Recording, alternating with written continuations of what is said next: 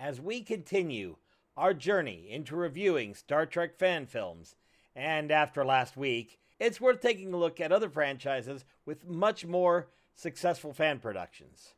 The example that comes to mind for me, of course, is Star Wars. From the cops-inspired parody known as Troops, where, oops, I guess Owen and Brew are dead and toasted now, fan films have mostly continued unmolested. Even when the Imperial Mouse took over, George Lucas noped Disney the fudge away from throwing lawyers at obvious fan productions. Star Trek has not been so lucky. After that so-called fan film creator burned decades of relative goodwill, we are stuck with rules designed to make fan films almost unmakeable. Today, though, we continue our look back to the pre-burn films of the Star Trek fandom. In this case, we are looking at Star Trek Horizon. It's not a star-studded production like of Globs and Memes, but having watched what Tim Russ can do with his Gary Mitchell Dam production, that's probably not a bad thing, right? So let's see if some relative rank amateurs can produce something better than Star Trek royalty and the directorial vision of Tim Russ. Cut! Oh, God. This is Treknicity.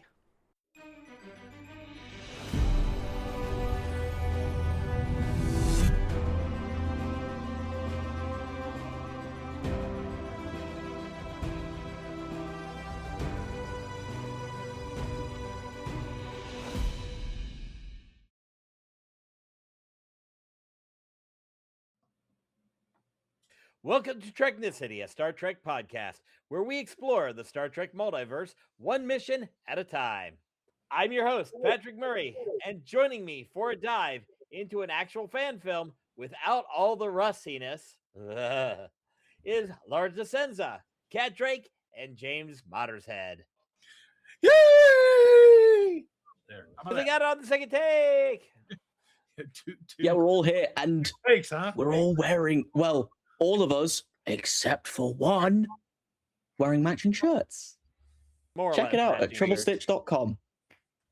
Wow, thanks for shoehorning that ad. Triple Stitch. Oh, wait, no, wrong arm. We love them, Lars. Oh, yeah. Here we go. Sorry. Wrong arm. Lars, are you going to show us? Oh, wait. Never mind. Oh, wait, you can't. In this episode, we're reviewing Star Trek Horizon, a 2016 fan film written and directed by Tommy Kraft. And since the cast is mostly unknown or only in other fan films, let's just get into the film itself. Alrighty then. The year is 2160. The name of the ship is the NX-04 Discovery, in case the scraping of everything doesn't become apparent.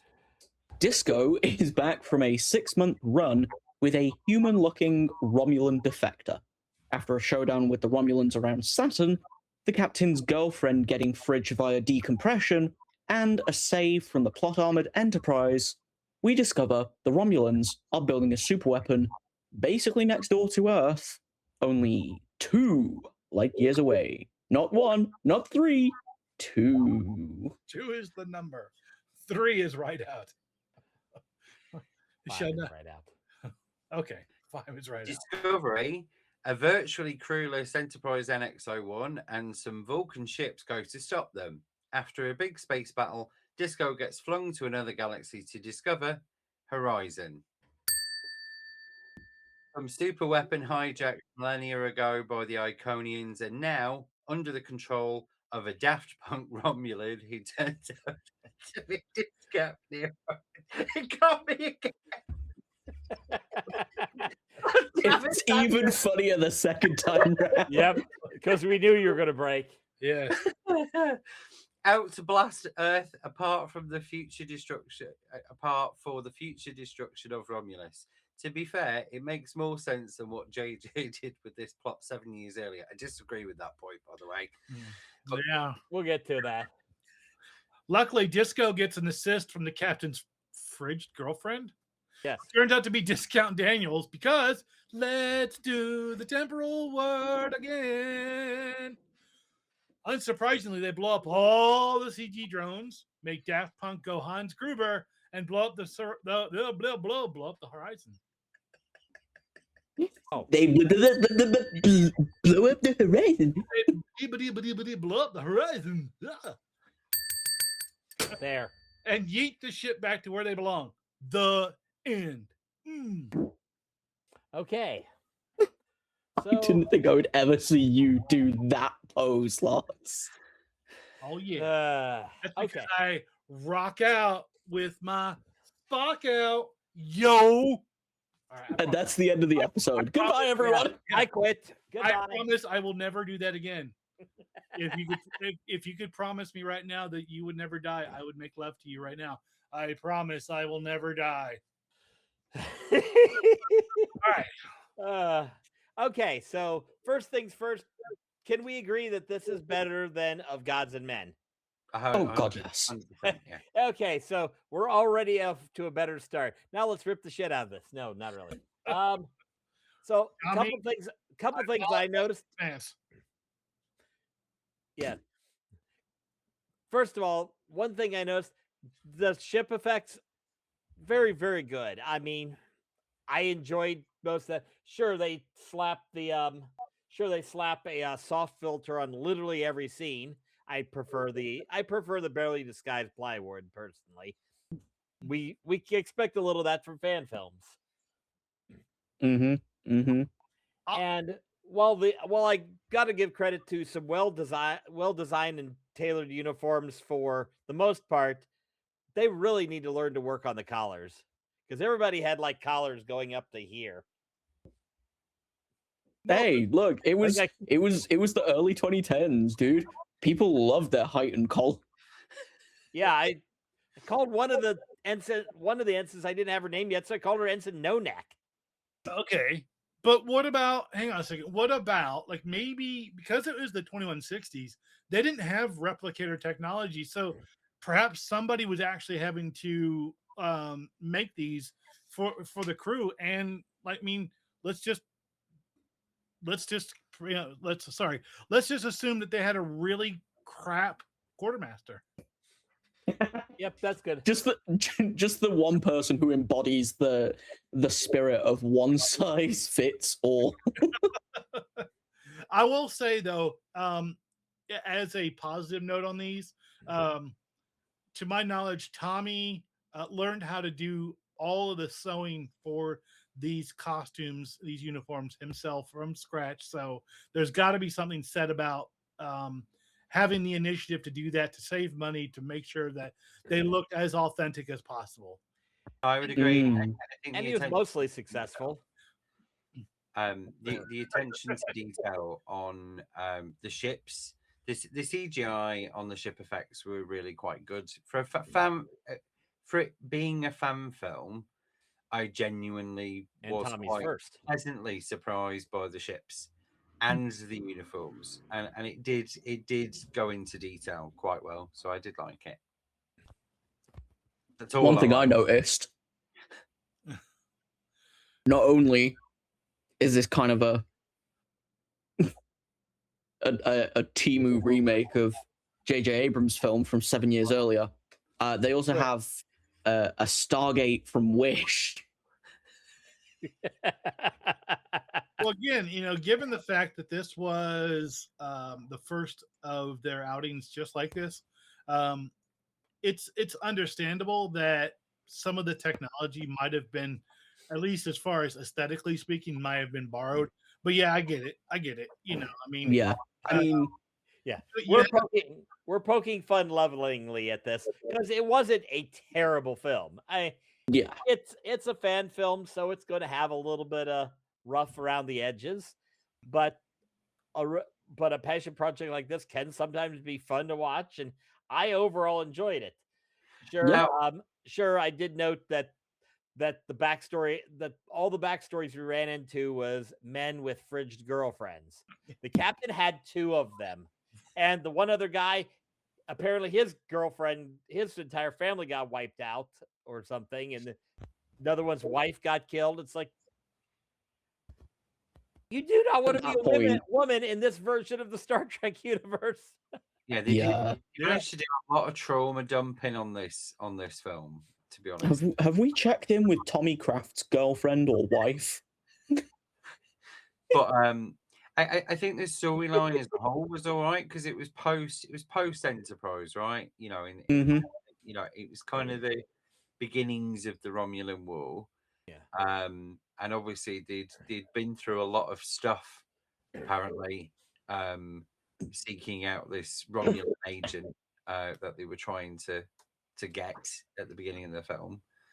I think overall it was quite good. I didn't particularly like the captain that much because he just constantly came across a bit crass, and there was a lot of Captain Gigachad? yeah, it felt a bit meaningless sometimes. There was a lot of meaningless dialogue that was going on. It's like when he was leaving the bridge, and that it was a bit like the Orville. You know, if the captain accidentally bumps into one random extra in the crew, it goes, "Hey, how are you doing? You all right?" It was a bit too much of that going on. Mm. A little heavy on filler at times. Well, yeah. Well, it was overfilled because it was like 2 minutes of "How are you doing? You all right? Oh, I know it's Tuesday, isn't it? Right? What you having for your tea?" It's just a bit like, come on, you go into engineering, just get on with it, will you? Yeah. I mean, this isn't even like a picture of the actual captain from the film. This is a picture of one of the guys who was in engineering when the Romulans came aboard. Yeah, the thing I is, can't tell. It's the filter. Filter. Yeah, I mean, and look, to be honest with you, I think the soft filter was necessary to, I guess, smooth the edges to hide the mistakes The or to hide, plywood. yeah, to hide the green screen sets and whatnot. Yeah. But of course, I mean, you kind of like out It's of a fan film. We'll forgive some bad effects. yeah, of course. And that's the thing. That's really important to remember this. This is a fan film. I won't compare, like, we're not going to really compare it to the likes of Gods and Men because I don't. It's better looking than the Gods and Men. I don't Because nothing can compare to Of Gods and Men, because Of Gods and Men was god awful. Well, yeah, but I don't even really consider that a fan film because that was done by industry professionals. This was not. Allegedly. Yeah. Yeah, Allegedly professionals. Well, yeah, look, this movie, it, in the grand scheme of things, it was a really good example of what can happen when people who are really passionate about something are not willing to let their limitations define what they can come up with. Because again, he did all the uniforms himself. He did the green screen work, the compositing work, and then he also did he did basically everything from scratch. And he is not he's never been in a Star Trek production, a professional one, and that's got to be worth something. There's one point I would like to raise, which is fan films seem to get better credit if they are not jam-packed full of Star Trek alumni. So, I'll give Horizon credit where credit's due on this. Is it didn't have any known characters or actors from Star Trek series or films. No. I think true fan film here. It worked better without them, in all honesty, because with them, it's not that great. No. Because we raised our bar goes up. Yeah, the only kind of like official Trek actor who was kind of in it was the guy who plays Archer, but even then, they just reused lines of his from the show. Mm-hmm. Yeah. So Scott Bakula is the person you're talking about, who played Archer. The one thing I did want to comment on what James had said before about this movie actually does not take place at the beginning of the Romulan War. It actually takes place at the very end of it.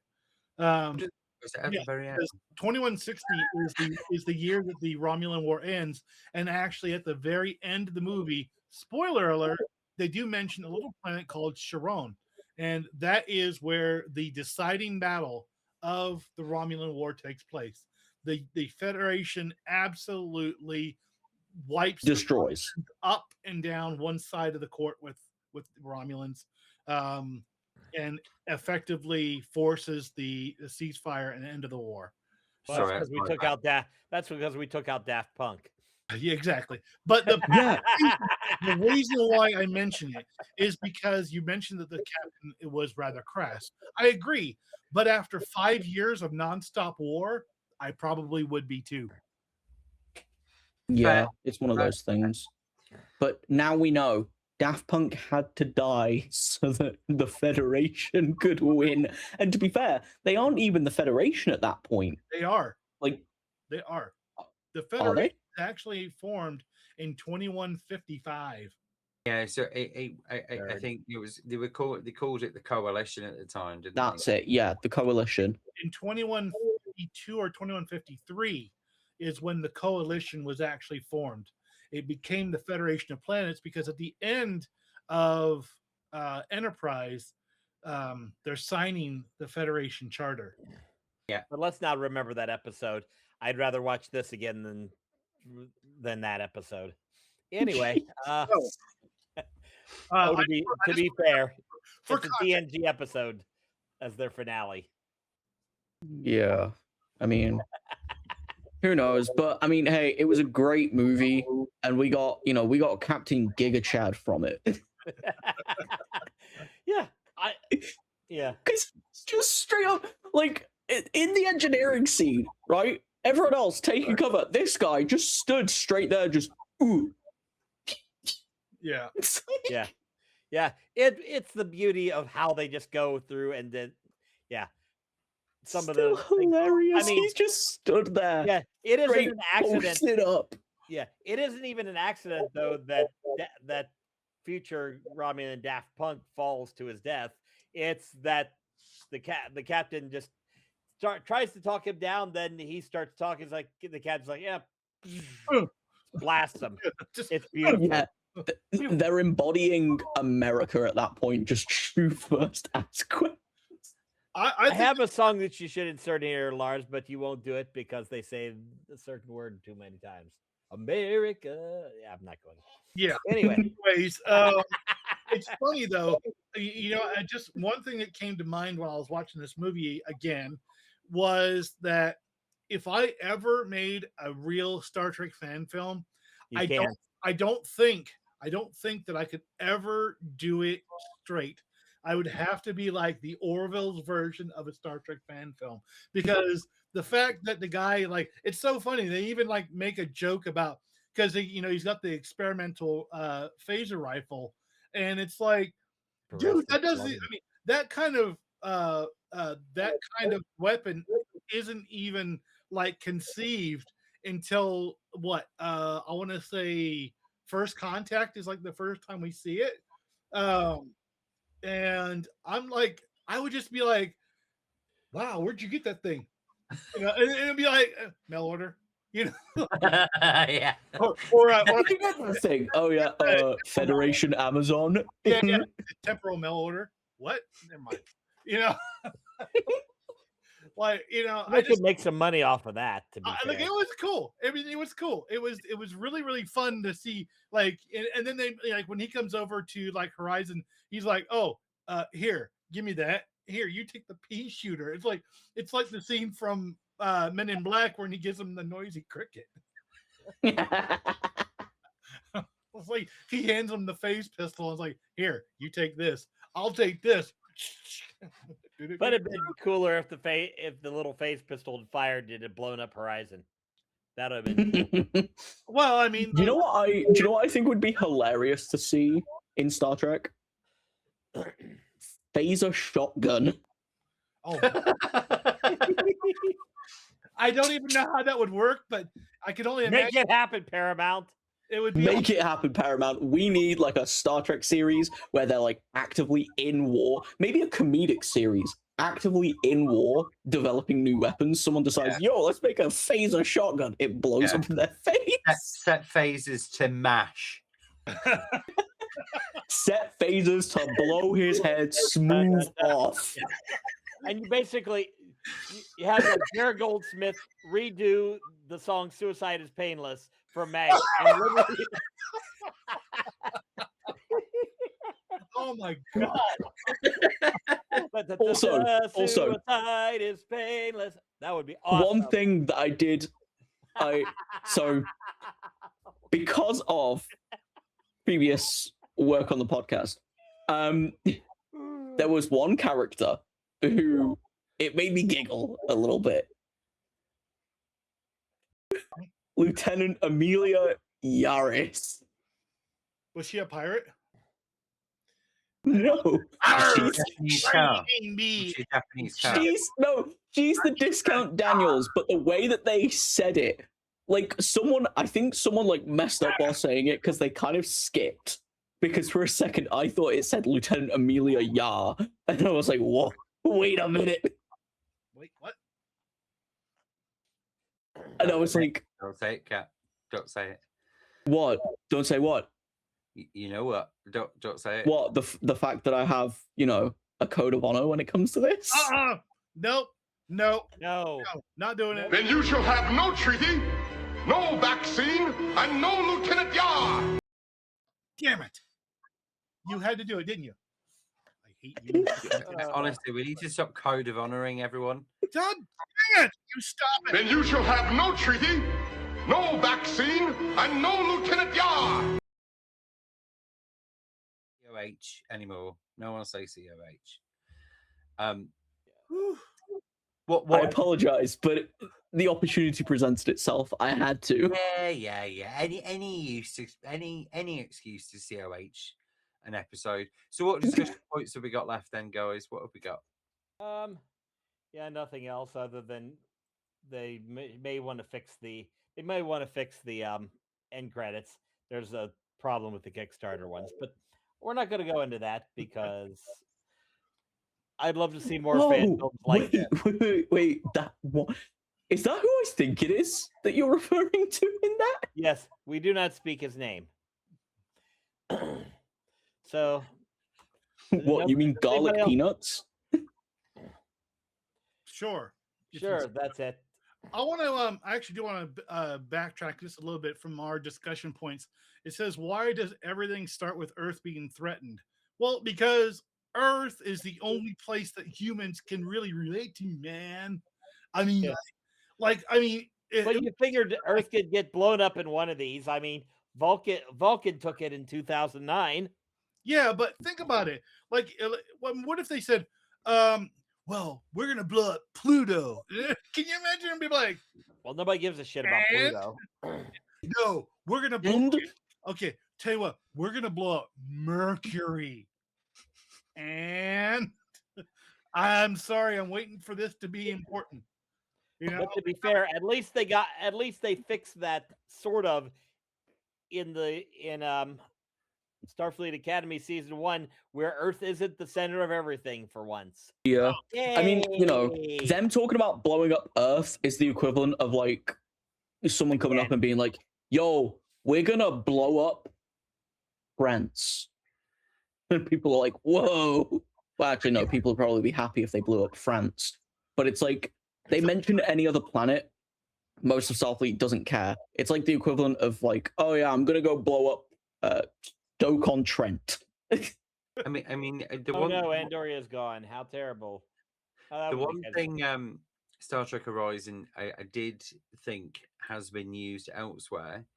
I do think Alex Kurtzman plagiarizes a little bit for Discovery. Think about it, right? Just think about it for a second. Existential crisis after existential crisis. Emotional dialogue in the most awkward of timing. I'm trying to think what else. The uniforms. Everything. Discovery's uniforms were top notch. And on top of it, the Romulan ones were absolutely on point. Oh yeah, the Romulan ones. They were from Enterprise. Yeah, Yep. they're really good. I love those ones. And most people don't realize that the Romulan admiral, his name escapes me just at the moment, but the Romulan admiral was played by Ryan T. Husk, who is a Admiral Varak. yeah, he's he's also the producer of oh my goodness, oh, Seventh Rule. Duh. Sorry, Ryan. The Seventh Rule podcast started with Sirach Lofton and Aaron Eisenberg, which is actually still great. But anyways, all of his parts were filmed in L.A. while the rest of the movie was filmed in Michigan, like I want to say near Detroit. So Man, can't have shit in Detroit.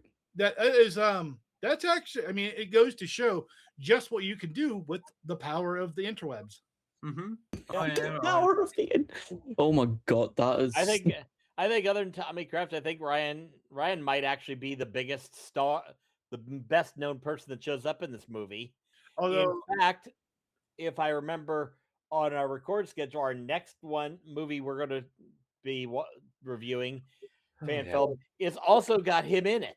So we'll call that out when we get there. But yeah, he pops up everywhere. He's kind of like a good penny. How about that? He's a good penny. yeah, yeah. The bad penny also appears everywhere because he appears and shows up in the credits. In the next movie too. You are correct. He does appear in both. Yep. You shall not speak his name. Is Tim Russ credited in this? No, Tim is not. No, because Tim Russ isn't part of it. No, Tim Russ is actually the next one we're gonna do.